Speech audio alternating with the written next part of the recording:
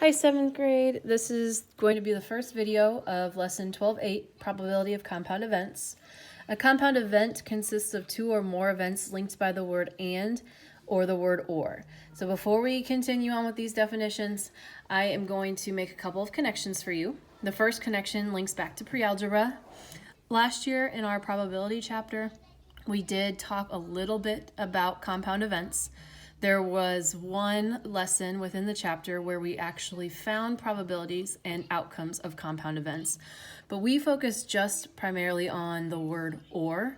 So if we had rolled an even or rolled a 5, something like that, very basic level.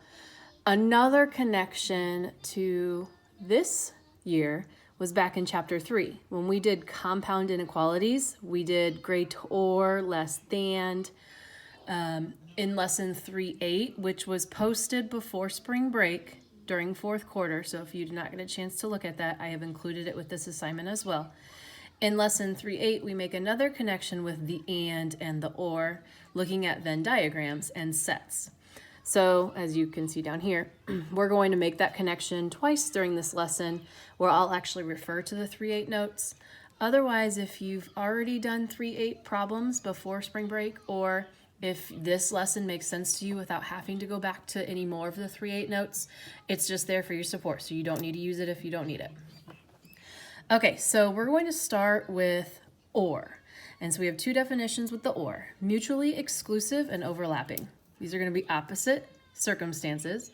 Mutually exclusive events are when two events have no outcomes in common. Overlapping events are going to be when events have at least one outcome in common. So if you picture a Venn diagram, this is what this note is telling you, and I actually have a drawing for you. If you picture a Venn diagram for or situations, if you have set A and set B, if you want to look at the outcomes of event A or the outcomes of event B, you're going to include all of the outcomes total. So that's what this shaded region is here. If I shade all of the outcomes in A and all of the outcomes in B, that's going to include the overlapping outcomes as well. So this would be considered overlapping events because we have events here counted for A and B. So we're going to talk about that extra step we'll have to take if they're overlapping. If they're not overlapping, they're considered mutually exclusive, which I believe there's a picture in here, possibly. Nope, it must have been another lesson. If they are mutually exclusive, that means the circles of your Venn diagrams would not intersect at all. They would just be two separate circles. Okay, so here is the new piece, I guess, the notations and all of that. If you're trying to find the probability of A or B, you first need to decide, are they mutually exclusive or are they overlapping?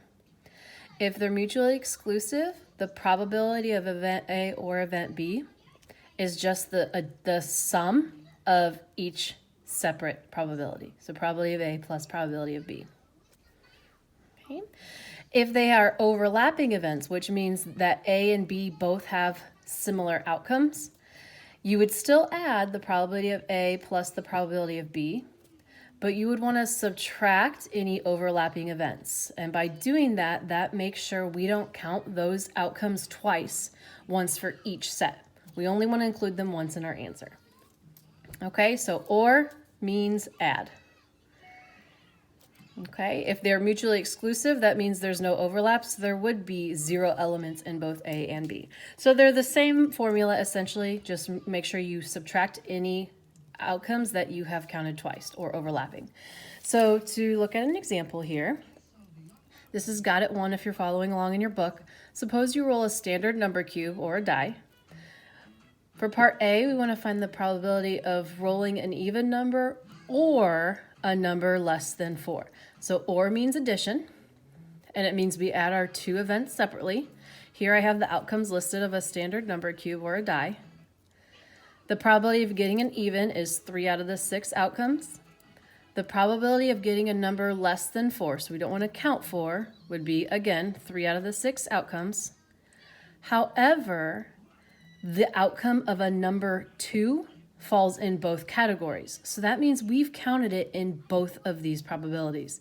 So we want to subtract that one overlapping outcome away so that we have an accurate probability. So it'd be 5 out of 6. Okay.